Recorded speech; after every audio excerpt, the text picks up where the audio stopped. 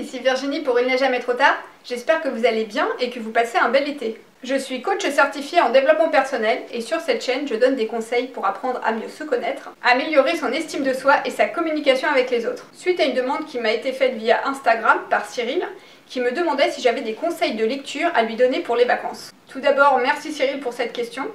Je compte donc y répondre en vidéo et je vous ai sélectionné 4 livres qui rentrent dans une valise pour les vacances. Le premier livre que j'ai sélectionné, c'est les 4 accords Toltec de Don Miguel Ruiz.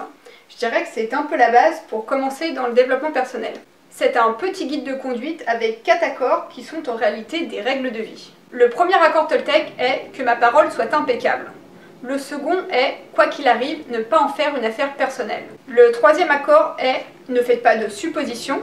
Et le quatrième est, quoi qu'il arrive, faites toujours de votre mieux. C'était d'ailleurs le sujet de mes toutes premières vidéos sur cette chaîne. Je vous invite à les regarder, je vous mets le lien en haut. C'est un livre qui est à lire et à relire, car l'idée c'est de vraiment réussir à intégrer tous ces accords pour bien vraiment les appliquer. Ensuite, j'ai sélectionné un des livres Bouillon de poulet pour l'âme, parce qu'ils en ont fait plusieurs, de Jack Canfield et Mark Victor Hansen. C'est une série de livres qui est très populaire aux États-Unis. Dans chaque livre, il y a 80 petites histoires. Ce sont des tranches de vie, des histoires d'amour, amour de son prochain, de sa famille, de son conjoint, etc. Ça parle aussi de dépassement de soi et de gratitude. Je trouve que ce sont des histoires qui font du bien. Certaines sont parfois bouleversantes, mais en général elles sont quand même globalement très positives et elles font vraiment du bien au moral. Par contre, ce n'est pas à lire d'une traite, mais plutôt de lire une histoire à chaque fois afin de pouvoir méditer dessus et de ressentir l'effet que cette histoire a sur nous. Je trouve cela apaisant et vivifiant de lire ce genre d'histoire, car ça lave en quelque sorte du catastrophisme et de la violence que nous servent souvent les médias. Vous lisez une de ces histoires avant de vous coucher et vous verrez, vous dormirez beaucoup mieux que si vous avez regardé les dernières nouvelles de BFM TV. J'avais fait une vidéo au sujet de la diète médiatique, je vous invite d'ailleurs à la visionner. Troisième livre que je vous conseille si vous ne l'avez pas encore lu, ce sont les 5 langages de l'amour de Gary Chapman.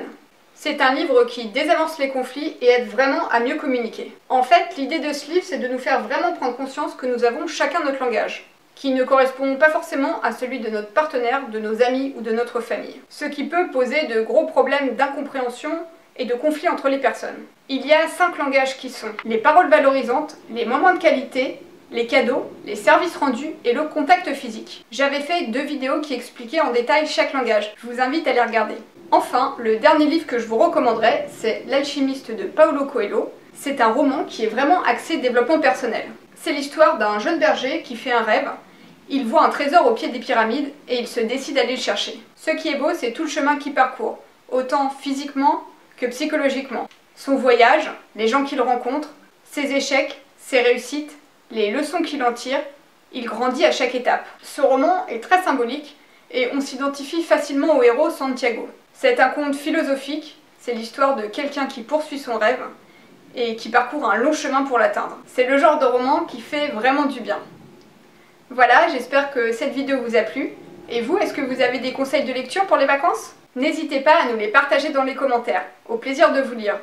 Et n'oubliez pas de vous abonner à la chaîne Il n'est jamais trop tard coaching pour d'autres vidéos. Je vous dis à bientôt.